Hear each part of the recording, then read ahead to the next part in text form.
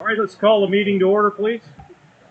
Roll call Mayor Randy Burke, here. Commissioner Darian Davina, Here. Commissioner King Gaspar. Here. Well, as you can tell, we're doing something a little different tonight.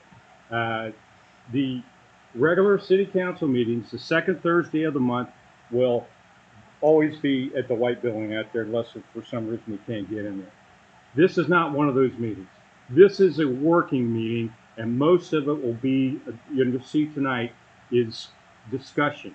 It is not votes. We will do one vote tonight, but that will normally relegated to time-sensitive issues. And we are out here in the North Park. Ken, did you want to say anything about this facility? Long time coming. Finally, replacing the green barn and making the cemetery maintenance building that suffered a little bit of a fire not too long ago. Really happy for Larry and Keith and the crew to have a new place to call home and a better place to protect the city's assets. Thank you. We're going to forego the Pledge of Allegiance unless anyone feels strongly about going outside. Okay. Hearing nothing. It's hot. I didn't know it was going to be hot. I have never been facility in this place. And the acoustics, can you all in the back hear us? Any problem? Okay. All right. Well, let's go ahead and get to the regular business. Go ahead, Chris. All right, so the first item on the agenda here is the first reading and discussion of Ordinance 9017, establishing an election for the consideration of the roundabout prohibition petition ordinance.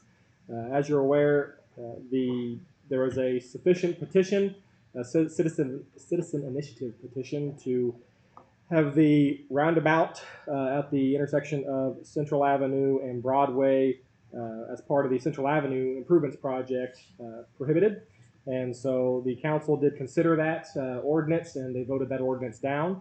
But based upon the state statute and the way that this works, with the council voting that down, that now needs to go to a vote of the people. And therefore, this is to establish that election, which will be the November 5th election, the presidential election in this coming up November. So this will be the first reading of that ordinance. The second reading we'll have planned for the meeting on August 8th for your approval. So if City Clerk will please read the first reading. An ordinance of the City of Monett, Missouri, calling an election to the, I think we have a typo. I mess it up? Election 2 for the consideration of roundabout prohibition petition ordinance.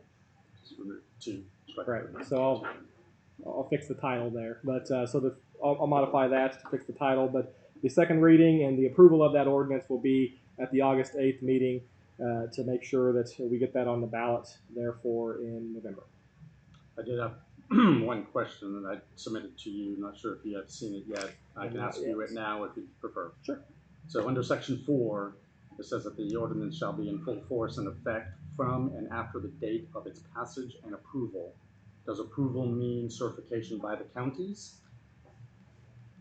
Or do we need to add language stating certification by the counties?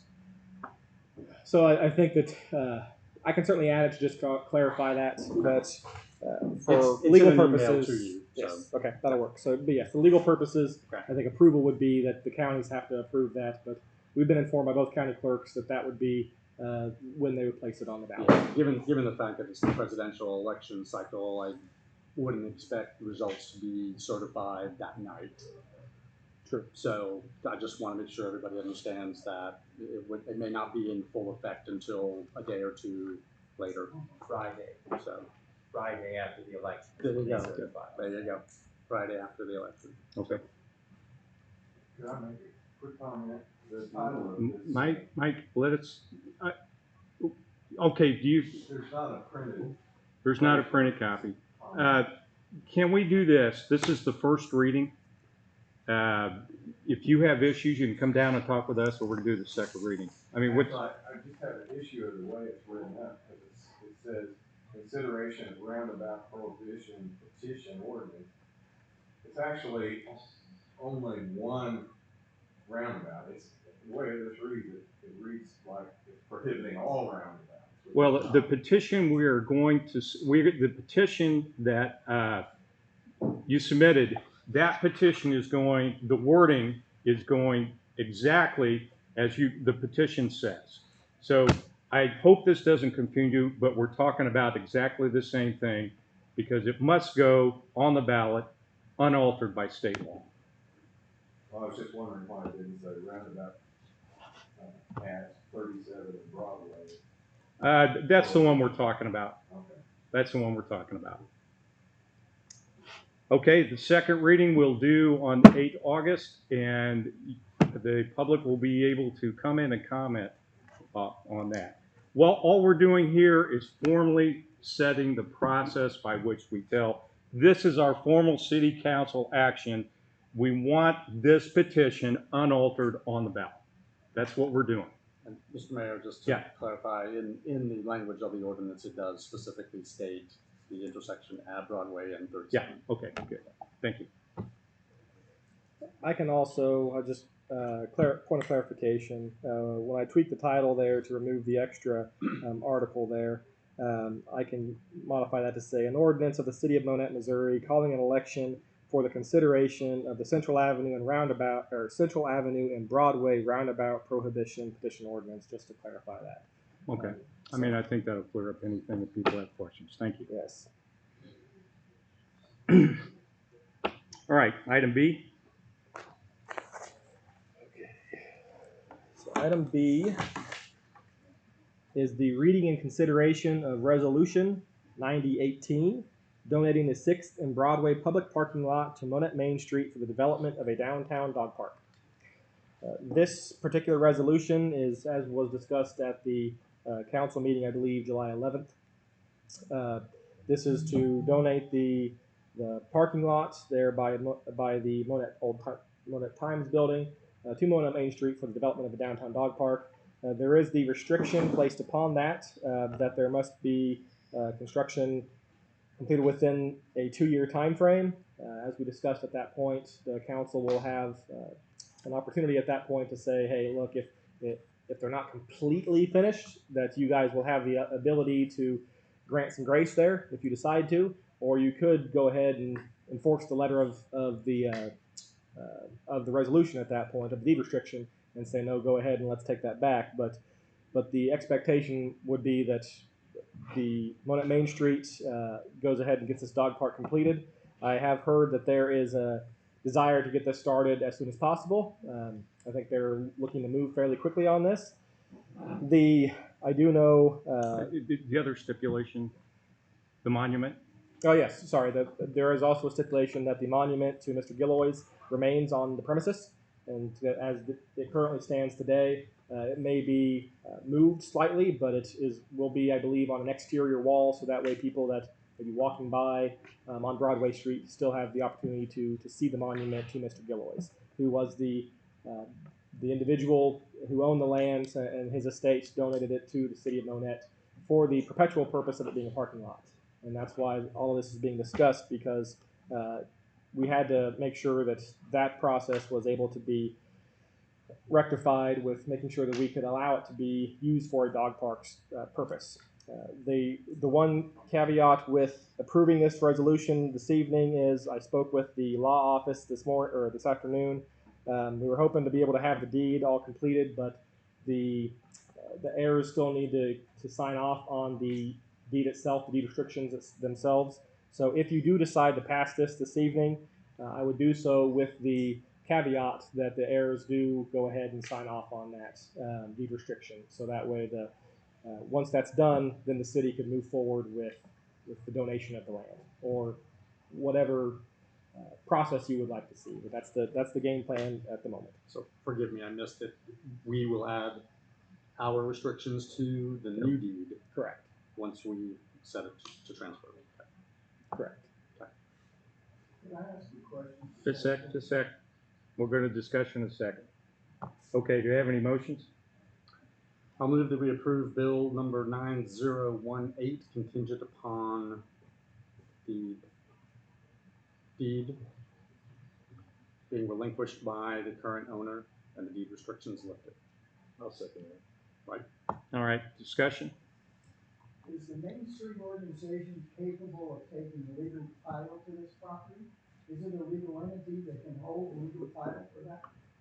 Yes, Main Street has acquired property in the past, and so they Okay, certainly well, can. I just didn't know that. Yeah.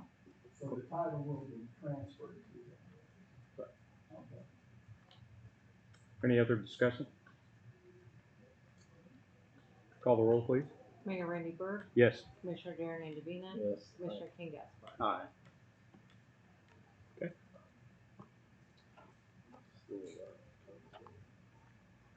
All right. Item C. Item C is the discussion regarding the condition and potential replacement of the First Street storm sewer. As you're all aware, we recently had a collapse there on First Street, right off of Central Avenue, of the storm sewer. Mr. Dunn and his crew have done a terrific job of repairing that, and we're trying to get the rest of that replaced down to a point where we recently replaced some other storm sewer that's it's still in good condition. But Mr. Sprinkle, as you're all aware, had sent you all out an email here earlier this week, I believe, articulating his thoughts. And so, Kevin, if you'd like to, you're going to come join us, you're welcome to. I think council had some questions for you, and we'd just like to be able to have kind of an overview of your thoughts and recommendations on where we should take the project moving forward. And Mr. Dunn, certainly, if you have thoughts, please, you can take my seat. You're welcome to join us and chime in, please. Close enough and loud enough. Okay. Go ahead, Kevin. The map that you received has a lot of information that's taken from the GIS, so there's a lot of extra stuff on there.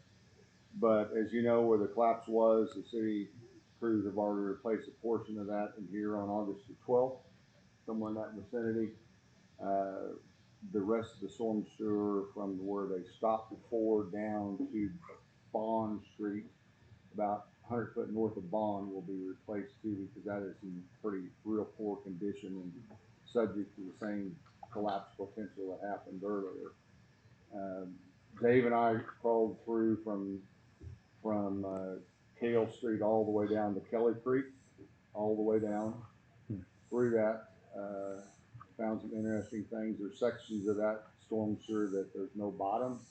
There's sections that has been replaced. About 20 years ago, Dave, we replaced a section there from Black Kettle back to the north with an 8x4 box, 8 foot wide by 4 foot tall.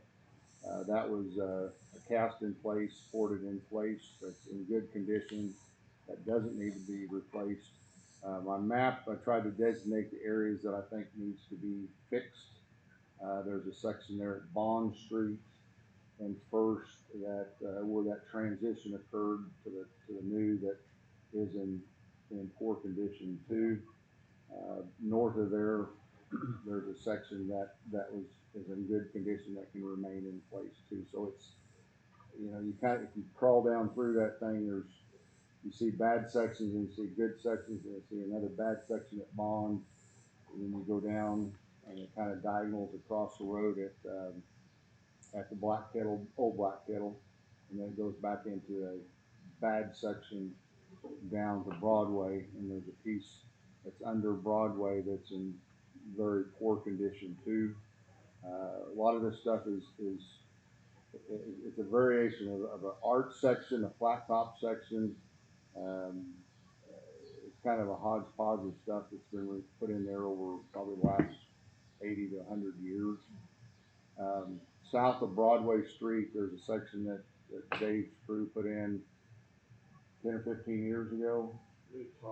New top. The sidewalls were left in place, but left to stay in place for them and put concrete on top of that. You keep going south of there, there's an alley that goes to the west. There's a poor section in there. We found various big rocks down in there that's blocking the flow line of the bottom. A lot of it didn't have a flow line because the bottom's washed out. And you know, you keep going south and then you eventually hit Kelly Creek. The Central Street project that's proposed replaces from Kelly Creek up to the alley north of Front Street.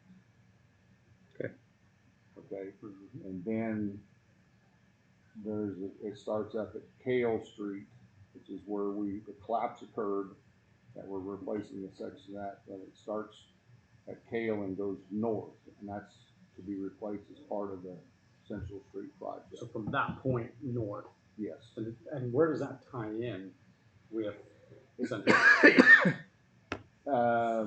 At Central, it ties in there at Kale, and So that is at the top. Yeah. Okay. that's the point of connection. There's kind of two components of the storm sewer project in the Yeah. Central Avenue plans. Yeah. There's the north section, which is at Kale going north all the way up to where the storm sewer stops. Mhm. There's a south portion that's down from Kelly Creek up to the alley, then a portion that feeds storm sewer to the proposed roundabout. Because what we're talking about was the original Central Avenue, Yes. correct? Yes. And that's why that. Separation. I mean, and Murray may be able to put some words of wisdom back 100 years ago on this, but I think a lot of that Central Avenue was open ditches at one time, back in the real early days. Okay. And at some point they put maybe a U channel in there, like we've seen in other places, other Like cities. around 9th Street? Yep. Smaller version, and then at some point they put an arched top on. Up north of Kale, there's an arched top, and there's portions of that storm sewer north of Kale. And then Dave, we crawled in some of that too. That does not have a bottom, and you can it's undermined behind the walls. So some of it's just kind of hanging there, but the good side is it's an arch, which is one of the stronger types of structures that's out there, and it's rocked and grouted. So it's a good solid structure, but there's no bottom to it. So some of the walls are just hanging without any concrete bottom in it. There are sections through there that the bottom sections have been replaced throughout the years, and some of it is grouted in. They fixed one at Kale by the fire hydrant there at Kale and Central years ago, where we had a little fall-in collapse. We found a gas line, water line through the storm sewer down on Front Street, which actually is leaking. So I'm not sure if Lucas has fixed that yet or not, but we found a water line leak that was dripping into the storm sewer. There's a gas line that was going through it that's been somewhat fixed and got out of the storm sewer. So that's kind of the short version. I'm not sure I want the long one. Okay. So on your map, you have listed where a lot of the work that you're proposing is to be done, and I can't help but noticing that some of it is really close to the proposed roundabout intersection. So would that section of the storm sewer be part of the Central Avenue project, or is none of it? If you're talking about the piece at Broadway, Yeah, this section right there. So here's Broadway, right? So that section that's the dashed reds is currently not shown on the plan. It has been discussed with the project engineer about replacing that. But a part of what they did in the original beginning was I don't believe they crawled down through any of the storm sewers. So a lot of the information up on the northern end was provided. We had to go back in and give them locations of where some of this stuff was. Dave and I did that earlier on. So they tried to minimize the amount of storm sewer that was required. I mean, the size of the structure is good and acceptable, but yet the condition of some of that, it's been years since we've been in some of that. So the condition of that is not going to get better. Right. It's just going to get worse. Which leads to my next question. Do we have any idea of weight rating that we should apply to that? I mean, should we have signage that precludes trucks? Road restrictions? Yeah. It's possible, yes. It should be. Because, I mean, as structures go on in time, their condition lowers, just like bridges, they lower the load ratings on bridges. So it's, from the time this thing was designed, it's been at least 2 or 3 years from the original start of this. So conditions do get worse. Yeah. This original storm sewer was put in back when our our vehicle loadings was not anywhere near the 80,000 pounds, Right. what you're suggesting. And Right. so So that's what's on Central right now, 80,000 pounds? Is that the, there's no load restrictions. Well, but this section is not in Central. That's what's This is- concerning to this me. is This is not Broadway. a truck route. This is Broadway. Yeah. This is First Street. There's from let's say from Bond to Cale. Okay, that storm sewer parallels First Street. Right. So we've already talked about, we've got it blocked off with trash trucks. Once we get Stay it replaced, left. it'll be fine. Yeah. It'll be 80,000 pounds plus. Sure. But when you get down to Broadway, that section and crossing Bond Street is the potential for collapse. Yes, That's my say that again? major there is concern. a potential for collapse. Where? Bond, Bond and any of these old sections. all along Bond, or just? Crossing Bond Crossing- at First Street. Yeah, all down First Street. And then once you get to Bond going south to the Black Kettle, that was put in with a MoDOT design for an 8x4 box, which is poured by Chris Kuchner, whatever years it was. So that one has we call it HS20 loading, which is 80,000 pounds, which is unrestricted loads. So that section is good, but the load rate and arch culvert, I mean, we haven't done any load ratings on those 8 sections or arch sections, but I can tell you without a bottom and no supporting on the walls in some areas, there is a potential for collapse. Yeah. And another concern I have, I don't have those pictures pulled up, but from what I remember, where I'll call it the bottomless section meets up with that poured box section, Yes. there could be eventually some undermining that goes there because sure, the water will take the path of least resistance, but we all know it's still going to erode. And I'll jump over to 9th, Cale Street from 9th to 10th. There's a section in there that the pavement is actually fallen in behind the box, which you can have such situations like that occur, which we did at the one at Cale and First.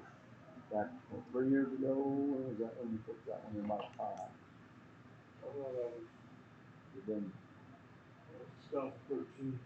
10, 11 years ago. So we've had some collapses occur, and so, now that we've been in that recently, we can see with the several hundred pictures that you have of what sections that's bad and there's no bottoms and, but do we know what's behind the walls or really what's in there?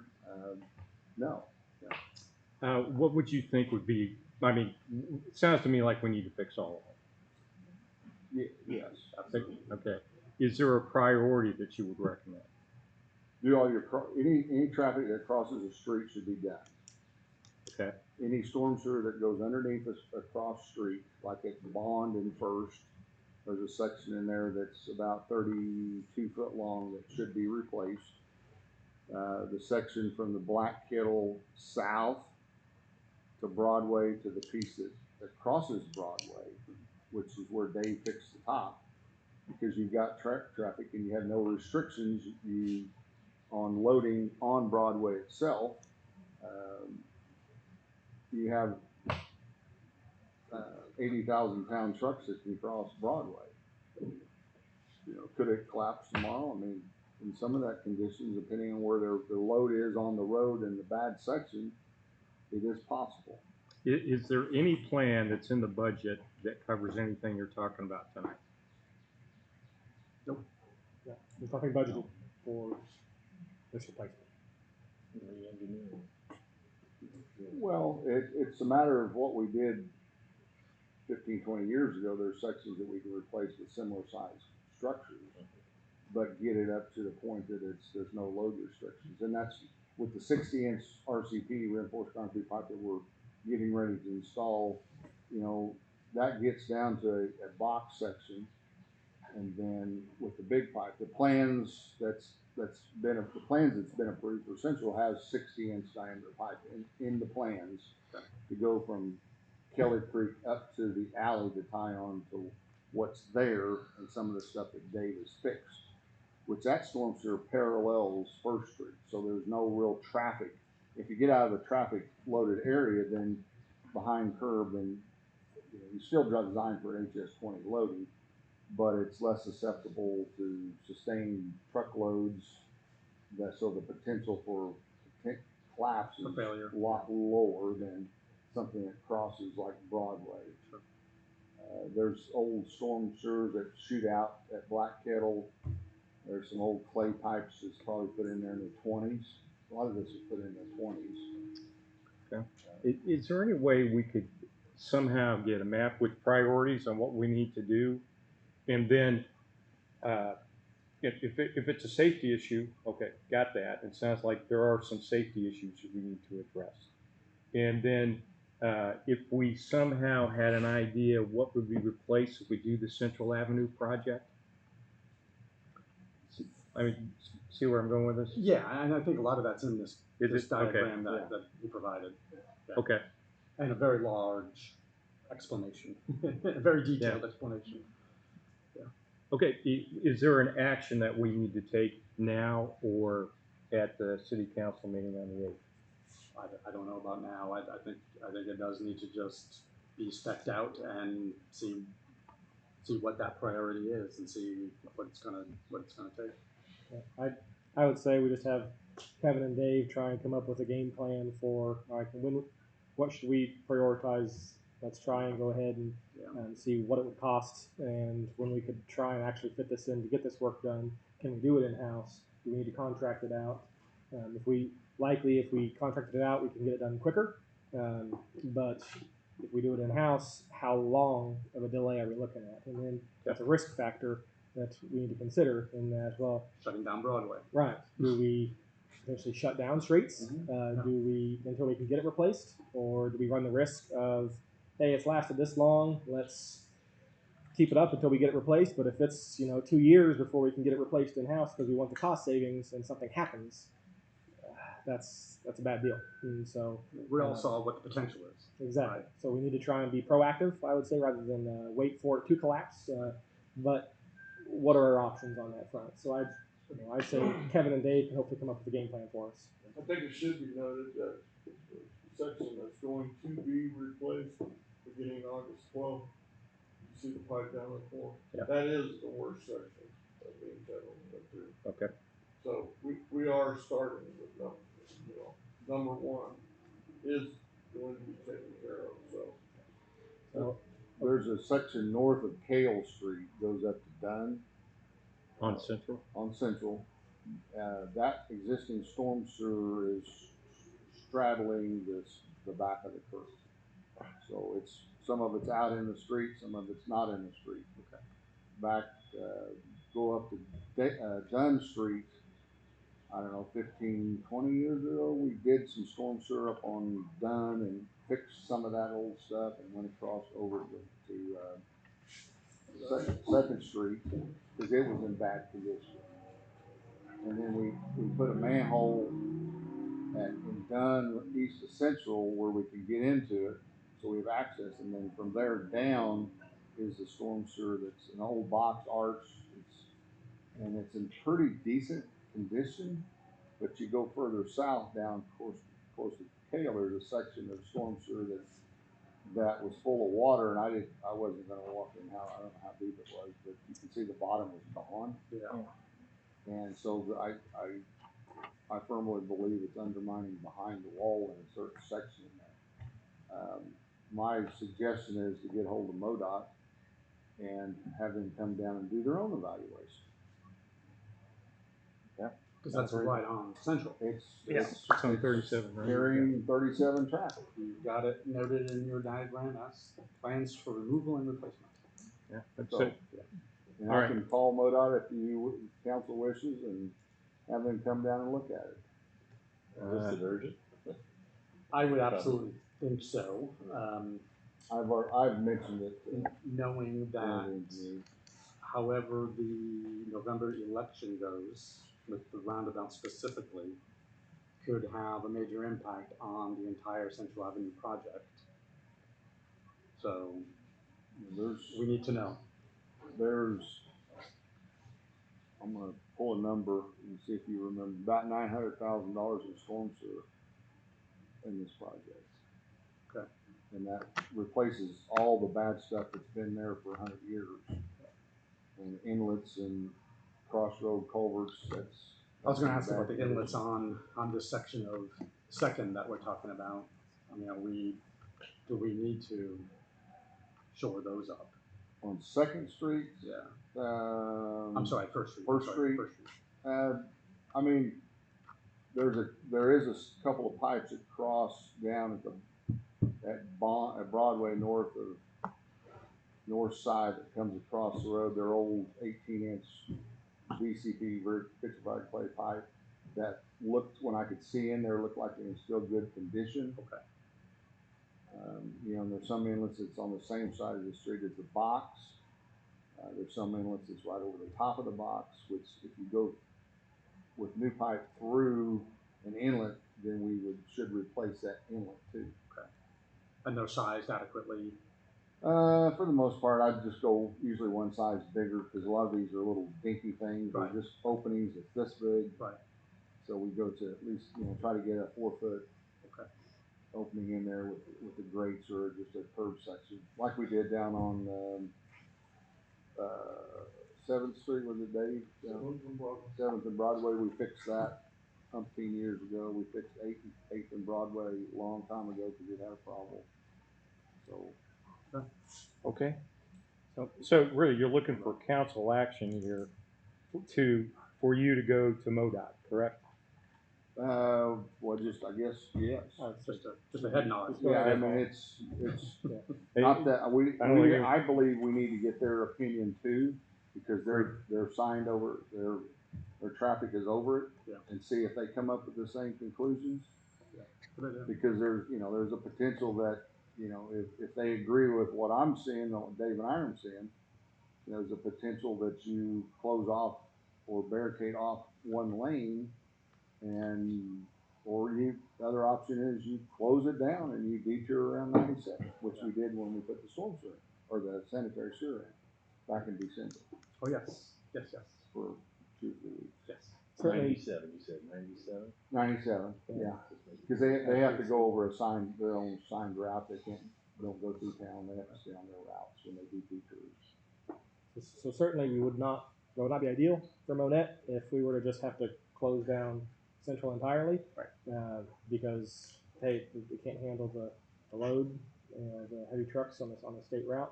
But obviously, the risk is what we're trying to avoid. So if MoDOT comes down, makes their assessment, and provides guidance on hey, what are they going to do, it's probably the best course of action for everybody. But if something happens with the Central Avenue project and we're not able to pursue the bigger project at large with the rest of the work north of Bond, and so we lose the stormwater section as well. We need to do something about that stormwater. MoDOT's not going to have any interest in doing anything with the stormwater. That's all on us.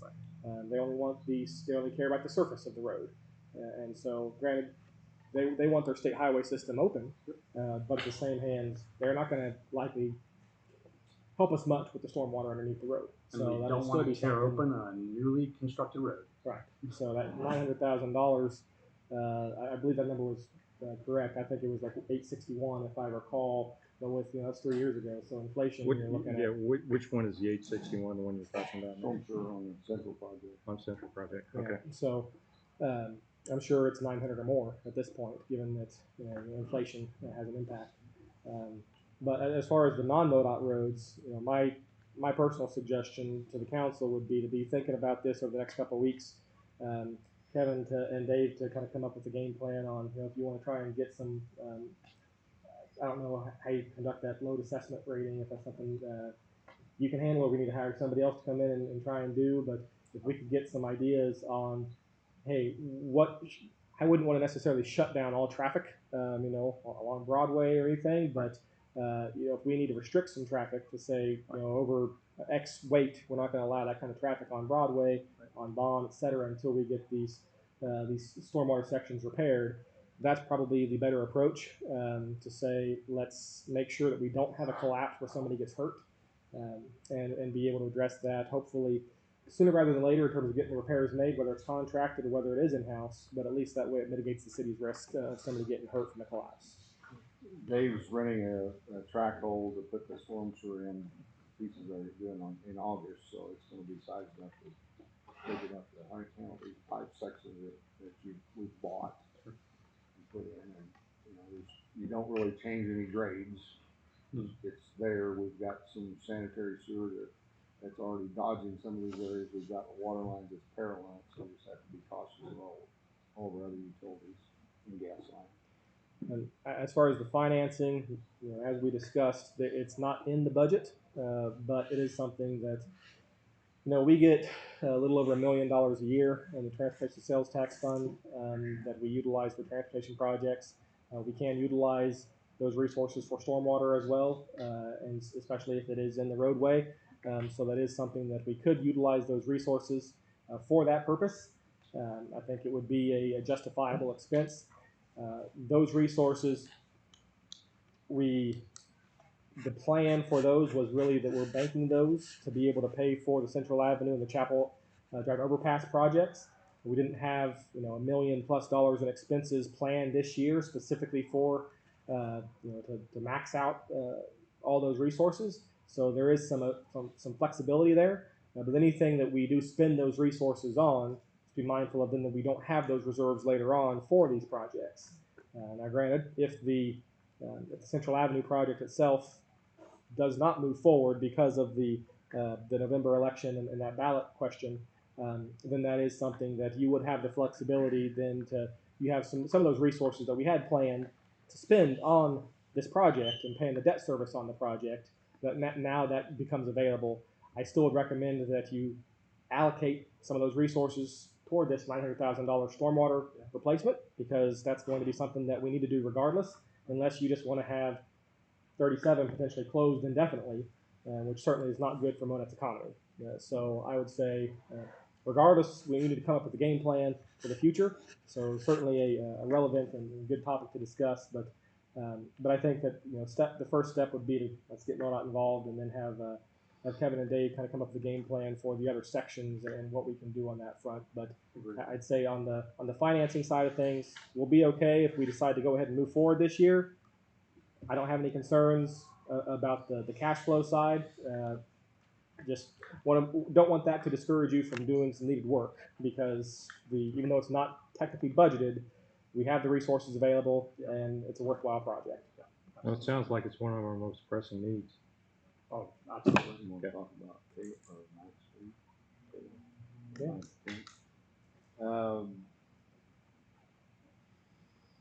Dustin, we went over on Kale Street from 9th to 10th. There's a storm sewer that parallels the north side of Kale from 9th to 10th. And you know where the U-channel is along the east side of 9th Street? Yeah. Well, we crawled in that storm sewer as best we could from 10th Street side. Okay, and then probably 20 years ago, we replaced the box at the intersection of 10th and Kale. We put in a new box. I want to say it's 8 foot by 4, 8 foot 2 or 8 foot 4. We poured that in place back then because we had issues. I don't remember what the issues were. But there's a section of that storm sewer at 10th Street that storm sewer goes northeasterly and goes underneath the house. On Roosevelt, right?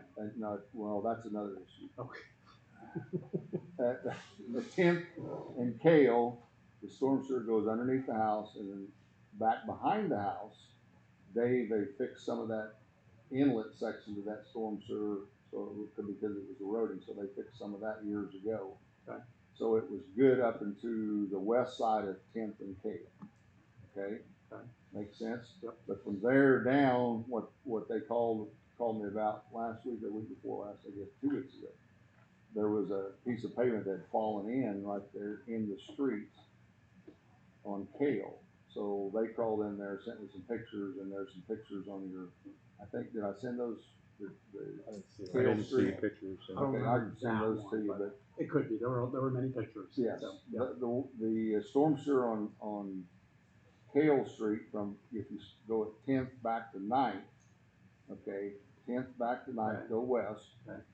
That's an 8x4 box, and it is, I didn't crawl through it, nobody else would either, because the bottom is totally roughened up, the rocks down in the bottom, there's big slabs. The walls are in pretty decent shape, but there's some undermining because it collapsed on the back side. That's why the hole developed in the pavement itself. So that section, which I think, did I put the quote in there? If I didn't, I've got the quotes on that storm sewer. Dave, do you remember what Sherlock's unit price was on that 8x4? I can get it because I have that. Per foot number, but Yeah, he had I don't remember it exactly. It's a precast box that you set inside, you set them down, but that section is in really poor condition. If you look up in there, you go down to 9th Street and go in there where the U-channel starts and walk back up in there, you can look up in the top section and you can see some old twisted rebars that's rusting through, and the bottom is basically flaking off on the inside, the top of the slab. It's popping off.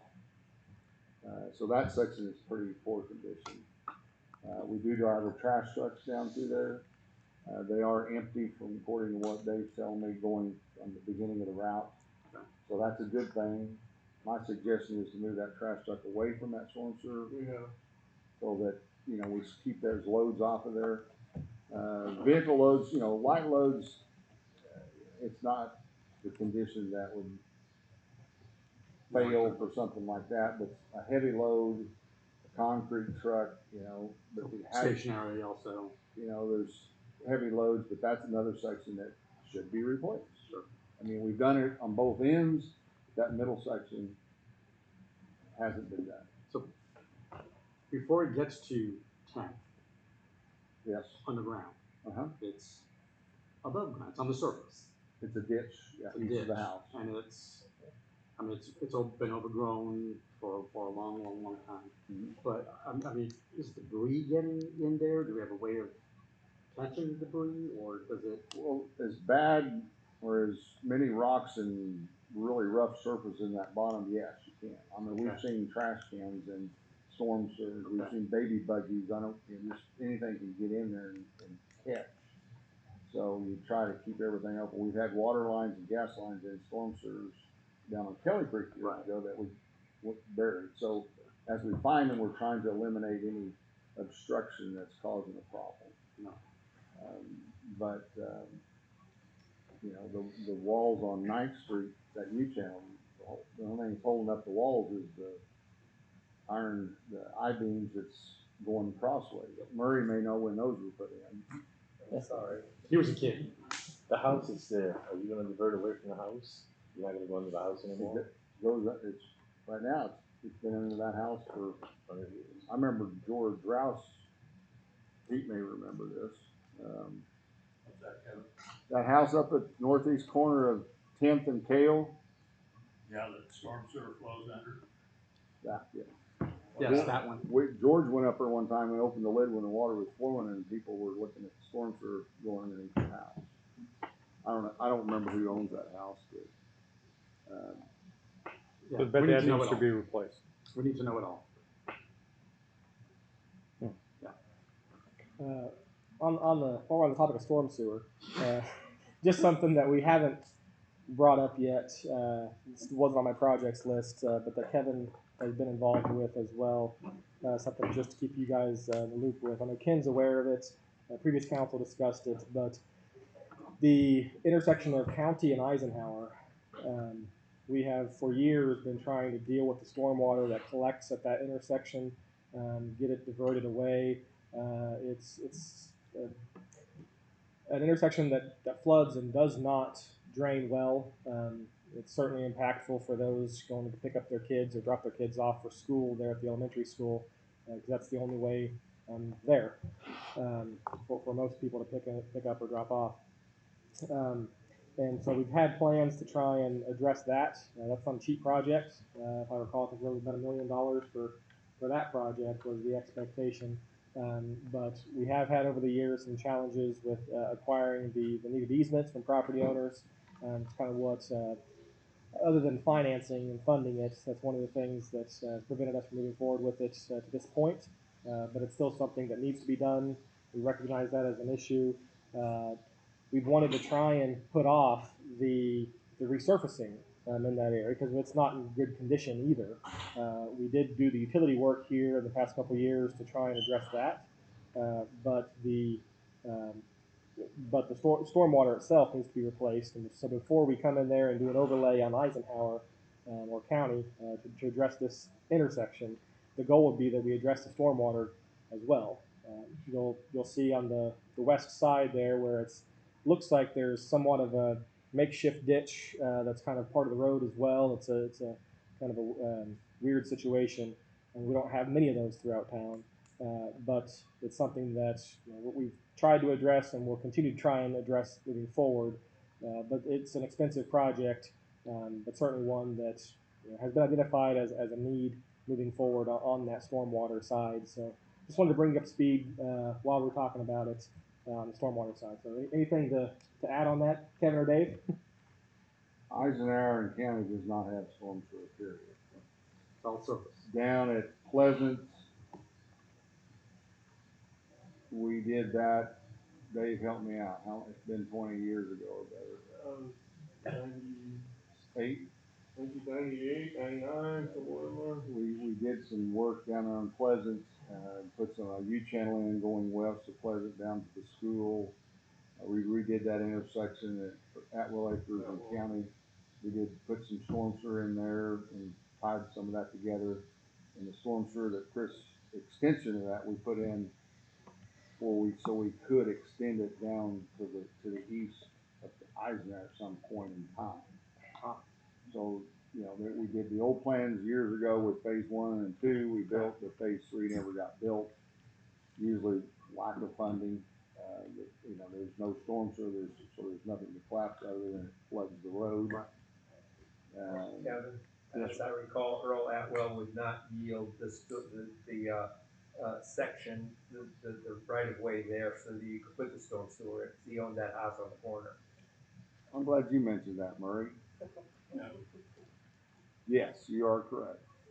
We've had some challenges with property owners at that intersection, allowing the work to be. Yeah, we're talking about the intersection Eisenhower County. Correct. County Street. There's a stop sign. Correct. And on your other question, as you got a question, remember Kelly Creek was channelized as a WPA project, mid-30s. So it's not likely that the 9th Street channel there existed as a channel before that. They dug all the way up around Roosevelt with the WPA crews to put that in. So that's probably dates from 36, 37. I was real young. Yeah. Has the longevity of this project, how long has it been talked about, budgeted, and more? Eisenhower Yes, is sir. County, yeah. 98-ish. Do we have to improve it so we can do work on Central? So we can No, truck there's up nothing, no connection at all. Okay. No So connection at all. improvements Yeah, it's just a different drainage area, different side of town, but while we're talking about storm sewer. Yeah. Do you want to make storm sewer? Or do you want to direct water someplace else? That's a loaded question. Oh boy, yeah. Yeah, I get that. Has that been considered? Yes. Or has it own Pretty much storm sewer? financially or impossible. I said sewer, and I said sewer. And now y'all got me talking like I'm from Missouri now. I said sewer. Here I go. Okay. I just wondering how long it's been out there and its priority. That's why.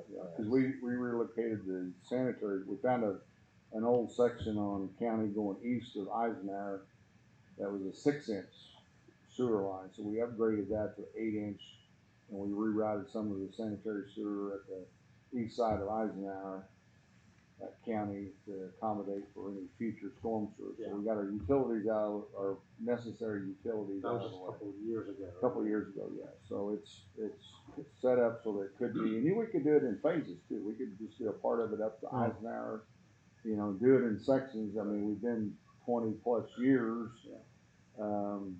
You know, how often does it flood? Depends on the year, but Well, it's all inevitable.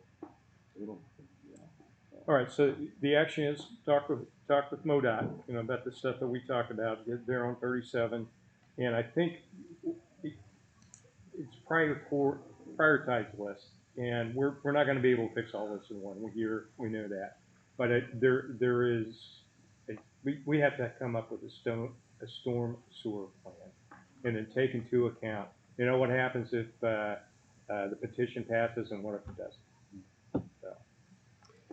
So What- go ahead. what I would like to see happen is, we have our GIS system. I don't know if all of you have looked at everything, but I'd like to see a layer added on for the storm sewer and inlets as a layer, because the storm sewer is an important utility that we have that's underground, out of No, I sight, see. out of mind, I agree. but it's never truly been surveyed. I mean, we've got all these plans of all the new stuff that's happened since 2000-ish, plans, but they've never been incorporated into the GIS.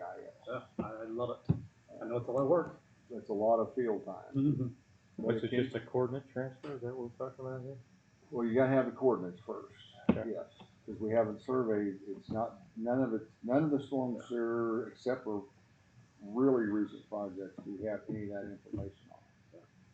But as subdivisions develop, like Monett Homes, those plans are being incorporated into the GIS system so that you can see, and that's what we're, you know, trying to get all that into the GIS where you can actually find it. And it's not down in the basement. Yeah. You know, so it's just like the subdivisions, they're on the GIS system, and you can see that stuff. I think it'd be great. Just so you know, it's not a cheap thing. Nope. Mapping GIS layers is typically 50 to 60,000. Yes, so storm sewer, yes, it's probably gonna be. Pay me now, pay me later. I agree. But All right. Before we move on, I want to publicly thank Mr. Sprinkle, Mr. Dunn, for physically crawling through this I wish you hadn't. atrocity. Sewer. You know, whenever I saw those photos, it was shocking, and then I had a conversation with them, and to learn that they physically crawled through and obtained those photos and obtained this level of inspection. I was speechless, so thank you both very much. On behalf of the city, thank you very much. All right. Anything else? Mr. Sunshine?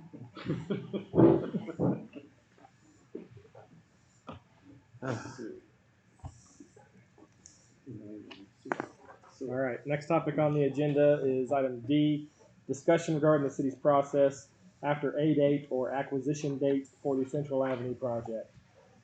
This particular topic is just in reference to if the city does receive an acquisition date from the Federal Highways Administration for the Central Avenue project, at which point that is the day from which the city can start talking to property owners about obtaining their property, negotiating with property owners to try and make a offer for their property. We have not been able to discuss with property owners how much we would be willing to offer for their property up to this date, because we have not received a date yet. So if we get an 8-8, the conversational topic is essentially, should we proceed with acquisition or not? Obviously, if we proceed with acquisition, we could have conversations with property owners, try and obtain that property. I think that there's risk involved with that. If we obtain this property from these property owners, and then the November election fails, or if the ordinance is approved by voters, which then prohibits the construction and installation of the roundabout at that intersection, then the city has acquired all this property at a price tag of who knows what at this point, potentially $1 million. In total. Yes, in total, or possibly more than that, possibly a little bit less, you know, but somewhere around there. And then with no project to actually utilize the land for. So at that point, we'd have this land and not have a use for it at that point in time.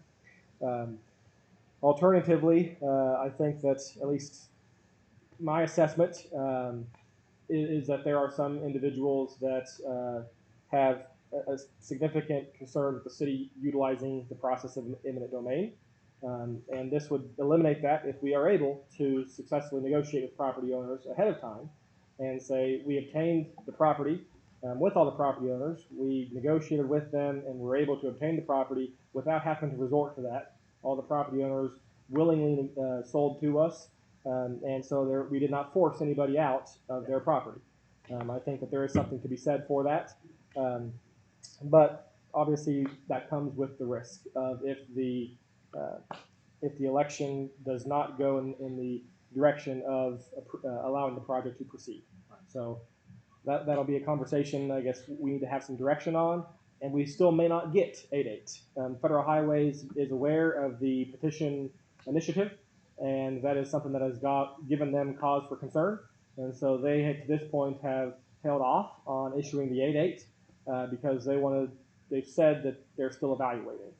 So we may not even have that until after the election. If it does go in the direction of the project being approved to proceed, then we may get 8-8 and be allowed to negotiate with property owners, or they could issue it ahead of time. But for the city's perspective is just what approach would you like us to take if we get 8-8, or I guess you could wait and decide once we get 8-8 issued, but that's the topic of conversation. So No, go ahead. Sorry. no term or date yet set for a date. Correct. We were expecting to have 8-8 a year ago, frankly, but there's been various things that have came up and delayed things, and so I am hopeful that we would, if Federal Highways gives us that approval, that we get that within the next couple of weeks, 2 to 3 weeks, which is why been discussing that. We may even have it tomorrow, but What's the just don't percentages know. on that? Don't take the over under. Yeah. I would not. I was gonna say, can you call them and put priority? You know what I'm saying? Can you move it along? Because Good it would luck help a with that. lot. It would help a lot. So can it be? Could it be? Well, so I did issue them a letter requesting essentially that consideration be given to go ahead and issue us an 8-8. They may or may not give us an 8-8. But at that point, it'll obviously be up to you on how we proceed, because we will not proceed with property acquisition unless the council wants to. So, Is there a defined term to once we receive the A date? Do we have a certain specific amount of time to reach a conclusion? Meaning that if we receive an A date prior to the November election, right, we will, I'm assuming we would probably wait until the results of the election. Okay, we'll say worst case scenario. right, If the results of the election are such that the initiative is defeated, meaning we're allowed to proceed, right. how much time do we then have to act on this acquisition?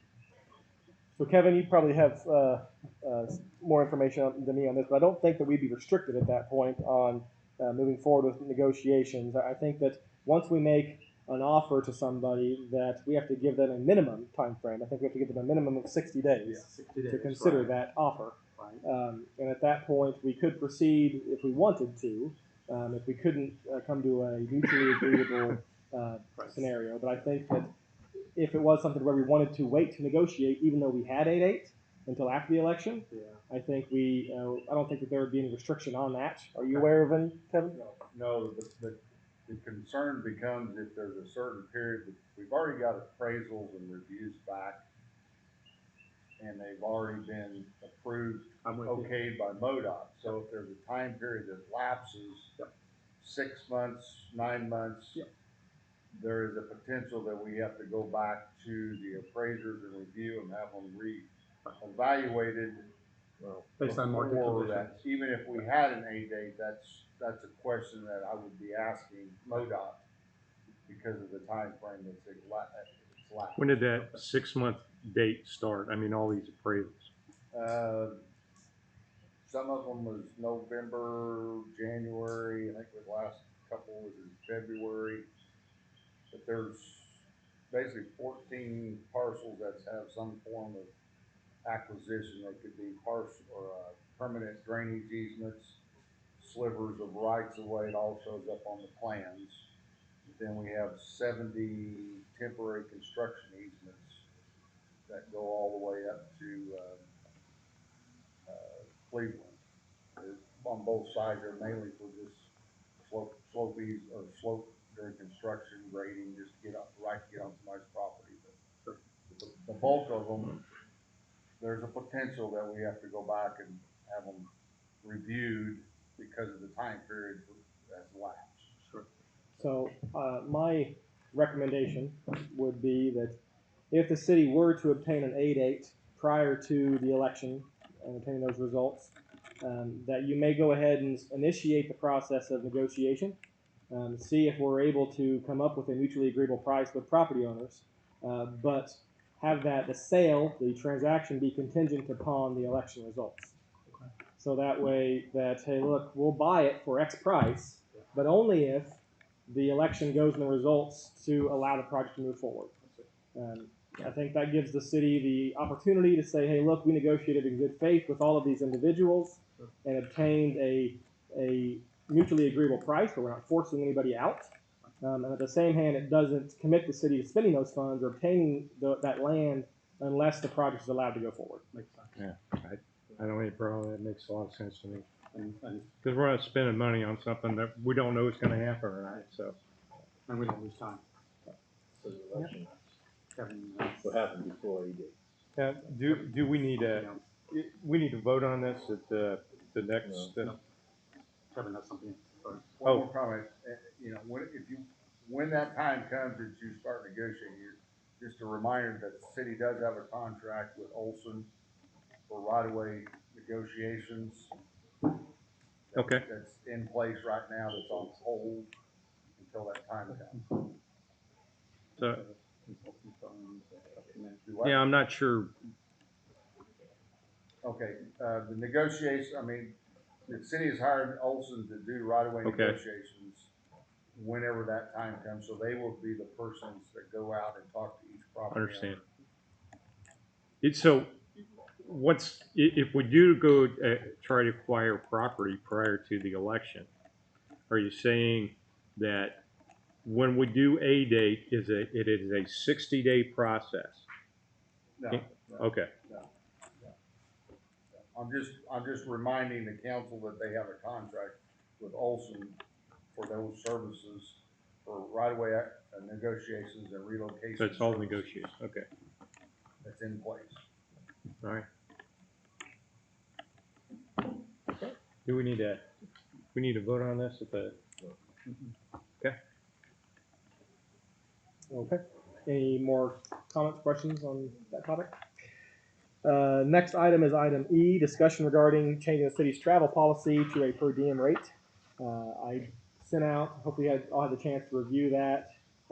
Essentially, our travel or our purchasing policy made some minor revisions to it.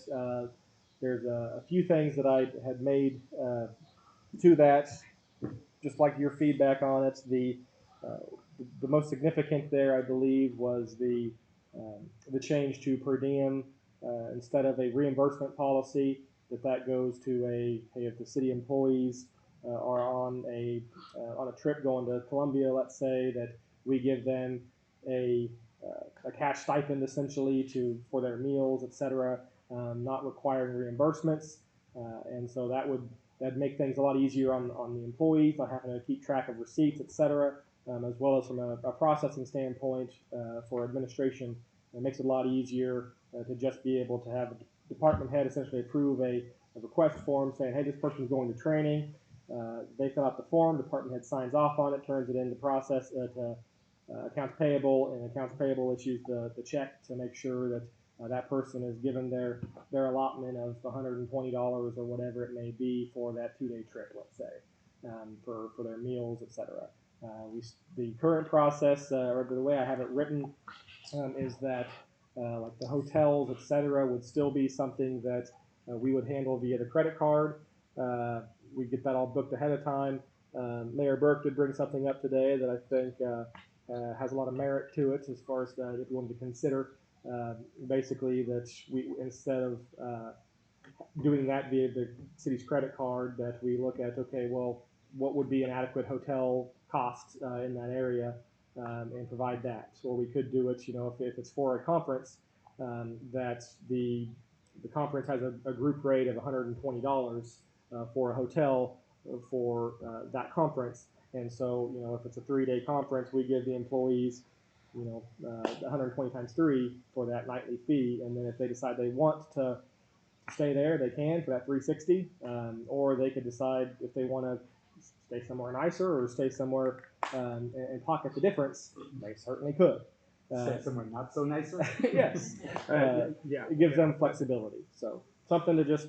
The reason I mention that is because we had this, and okay, if you're going to St. Louis or whatever, the average rate's about 120 bucks, and so I'd find a hotel for about 60 bucks and pocket the rest. But As long as we don't have people sleeping in their vehicles in parking lots somewhere. no, that's And I this is see. the employees getting the money before they went on the trip. Yeah, they get it up front, and then we don't come back and start counting all the receipts and all that. It just simplifies things quite a bit. Haven't done this before, going through the transition. Go ahead. The only other thing that I'd mention as a possible thought in there would be the purchasing thresholds. Currently, they're at 2,500 for department heads, 15,000 for the city administrator, 40,000 for the mayor, and anything over 40 has to go to council for approval. With the inflation over the past few years, my suggestion would be that we raise those rates a little bit. I think department heads are responsible; they do a great job of managing their budgets. My recommendation would be that we give them purchasing authority up to 5,000, and then have city administrator up to 25,000, have mayor up to 50,000, and anything over 50 has to go to council for that three-person approval. But that doubles department head level authority, and I think that if we can't trust our department heads for their sometimes $1 million budgets to spend $5,000 on a transaction, I think that they're probably not the right person for the role. And I think that we have good people, so I trust our department heads with that authority. Is that your, I'll say, final answer? Is that your true recommendation, or do you think it could even be a little higher? I think it could be higher, but I mean, when I got here, that authority was 1,000. I know. So I'm trying to incrementally go up a little bit. So I know. I just think it simplifies things significantly from an accounts payable perspective and from a trying to just get bills paid and get things done timely. My opinion would be just consider it. Right?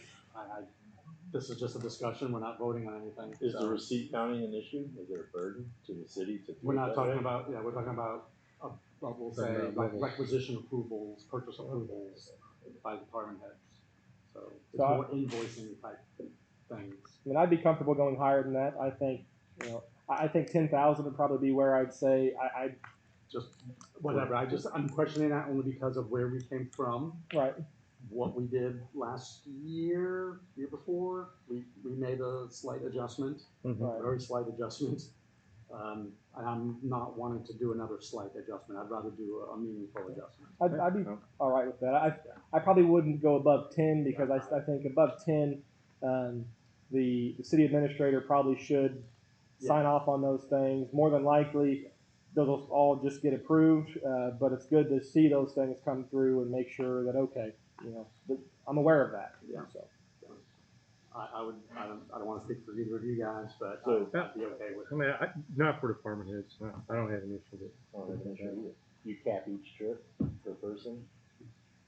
What do you mean? I Sorry. mean, do you, the per diem level, higher or lower, depending on, We're past that one. Sorry. I'm still on sewer, right? You are. Gotcha. Well, But what I'm asking is, different areas cost different monies. Right. More hotel monies, you say. Oh, okay. So, if you were to go to St. Louis versus Kansas City, if the cost is substantially different. So this policy doesn't account for that. So it would be just a flat. Hey, this is, $60 or $65, whichever route you guys wanted to go for a whole day trip. Let's say, whether it's costs substantially more or substantially less, depending on where you go. A trip to, Angie Aaron and Kelly all just took a trip to Provo, Utah, and I'm not sure what the cost out there is, but it might be substantially different, you know, to eat a meal there than it is here. And See, so that's the concern I have with just the flat per diem, because that's very real with food, point. right? There you It's go. not just lodging. Kansas So, City versus New York. I mean, if the employees are good with per diem approach, far be it from me to poo-poo that, but I think it probably does work in probably 95% of the Sure. cases, but like in that particular case, when they went to, or if we send somebody to the heaven forbid Vegas. And Yeah. I'm thinking, and John and George, and they may help me remember, isn't that what we had before, just a flat $36 a day? $36 a day. that's what we. You still had I to mean, bring for receipts back. meals, then you had to turn your receipts in. How long ago was that? 3 years. Not very long. Yeah. You are awake. That's one of the first things I tried to change because that wasn't enough. Wow. Okay, it's worth discussion to see the value of it. I don't Yeah, have a problem I- moving forward with it. I don't have any Yeah, so- objection But- either way. What about the hotel stuff? You want to stay with the credit card? Because that was, the policy's written right now, hotel. I just want to make it easier for the employees, and so we're not counting receipts. Jackie's not down there doing I'm that. not accustomed to that approach, so that's a foreign concept to me. Okay. As an employee of Jack Henry Associates, I have a corporate credit card, so all my expenses go to it, and yes, I Oh, turn I in see. receipts. And they put a large hold on the card when you rent the hotel.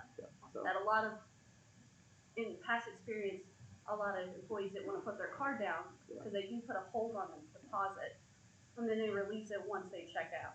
So a lot of people ran into that when we first started with the But card. we've changed that and gone to the travel cards now. Exactly, is that still gonna be an option, is my question.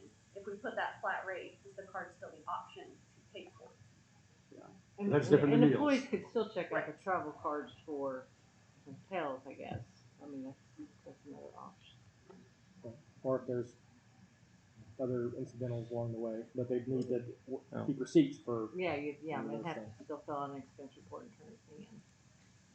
Well, I think we can move ahead at least with money up front, and then not counting receipts. I think we could do that if we need to adjust the policy. But at For, least we go in this direction now. for Yeah. hotel also, or just meals?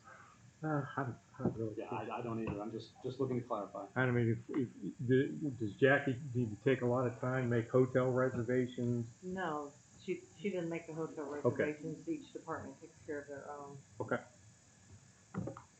So I guess my thought would be if you have the feedback, if you want to email that to me, I'll try and make any modifications to the policy and get that prepared for approval at the next meeting's agenda. Can I suggest something? If you go on per diem, and per diem does not cover your expenses, bring receipts back. Got you, Carl. I'm old school too. All right. Okay, so discussion regarding wages and longevity pay for the city. This was a topic that Mayor Burke and Director Dunn and I sat down and had a conversation about. I was hoping to have more information on the wages prepared for this meeting, but unfortunately with the all-day meeting, basically we had yesterday, and then with I had a couple of interviews today for the building and zoning director's position. I just haven't had enough time to put together something on the wages side. On the longevity pay side, though, I would like for us to have a conversation, or you to be thinking about something at least when it comes to if we want to do something for longevity pay for the city. I'm sure you've all seen and reviewed Dave's policy or proposal.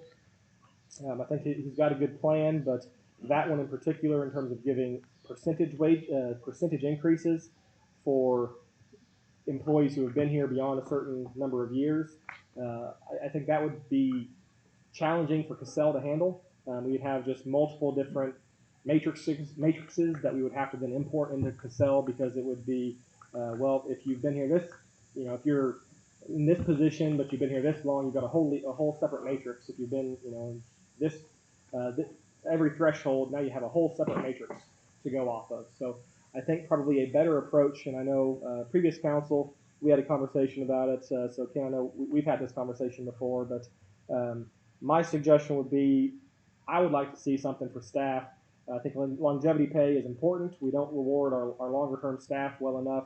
You've been here 30 years and you get a little service pin that doesn't even say City of Monett on it. And I'd like to be able to do something to recognize that service. My thought was, we could do something. The previous city that I worked for, actually the past two cities that I've worked for prior to being here, I thought had a pretty good setup that they gave essentially what were bonuses right before the holidays.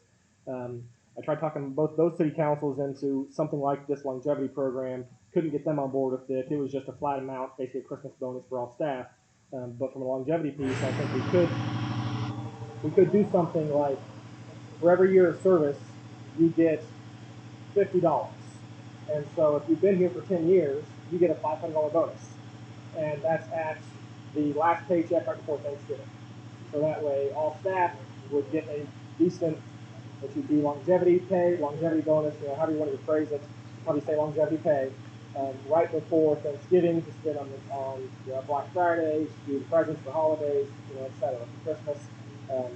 I think that would be something that would go over well with staff. I think that it would be an incentive for people to stick around and be longer term employees. A lot of times we struggle with people that leave them for a little bit extra pay in the private sector, and I'd like to pay more, but the public sector has always struggled keeping up with the private sector. We are doing the pay study, obviously, and that's something that we definitely need to continue with. But in terms of longevity, I do think that there's something that we should consider. That if we did something like that, I think that would go a long ways towards helping people. One more thing for them to stay here. You've got good retirement, but retirement doesn't mean as much to some people nowadays. And so if we can find ways to say, hey, look, if you leave, you're giving up that $2,000 bonus, right before Christmas every year. That's a big deal to a lot of people.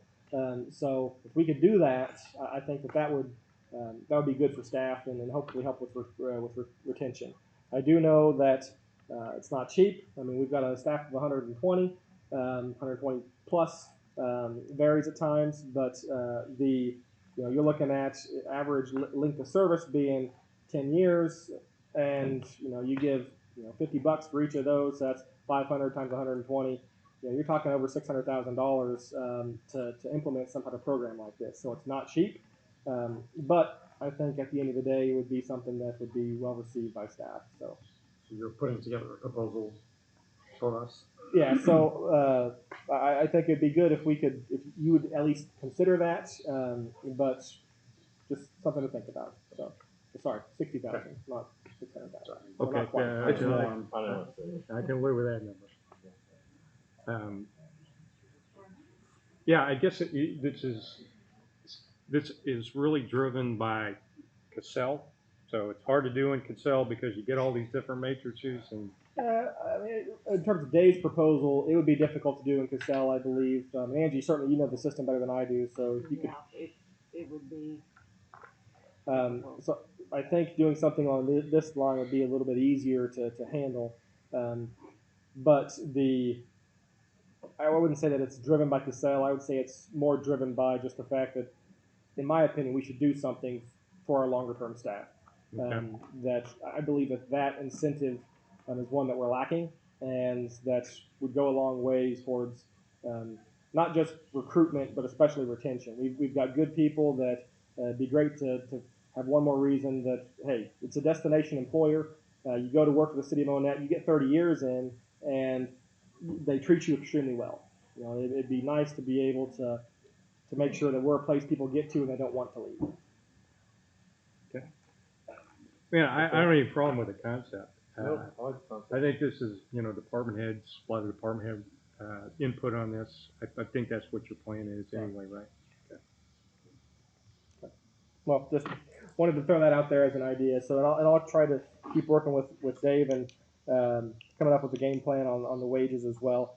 Come up with something that come up with a plan that addresses his concerns for his staff and gets his staff the raises that we really need to try and get to be more competitive, but at the same time does not put us in a situation where we're leapfrogging departments all the time and causing issues and pay equity issues elsewhere in the city. But certainly that's something that long term the pay study should help. Sorry. Any other discussion? Can I chime in briefly on this? It's something that's come up in the employee advisory committee consistently, and there is a lot of support for longevity pay, something in that regard. But they've also raised some concerns that nobody would want to see that happen at the expense of merit increases. Just something to keep in mind. That's good to know. Merit increases are what, surely performance-based, certification-based, is that what we're talking about? Yes. Okay. Not historically. Not as well. Yeah, the city's been fairly reluctant to hand out many merit raises over the course of the years. Here, the past couple of years, it's been a little bit better, and overall we've given larger raises just because out of necessity to keep staff. The past couple of years, this year we gave a 3% cost of living increase. Year prior we gave an 8% cost of living increase. So I think the 8% was probably the largest the city staff has seen maybe ever, but we didn't have a choice. In order to keep staff, we had to. So. Timely, on the anniversary of your employment, or you want to do it end of year bonus? Because that's going to be an expensive December. You know? So you could do it either way. You're right that from a cash flow perspective, it would make whatever month that those distributions are made expensive. But on the same hand, my personal thought would be I'd like to do it when it's going to probably be the best received for staff and have the biggest impact on for them and their families. And I would think that would be that time frame. But the advisory committee may have some alternative feedback, so we could certainly have that conversation. Okay. I'm good. I just have a brief comment, if I may. Tonight is going to be Ms. Andrea Irwin's last formal meeting with us, so I would like to publicly thank her for all her years of service to the city of Monett.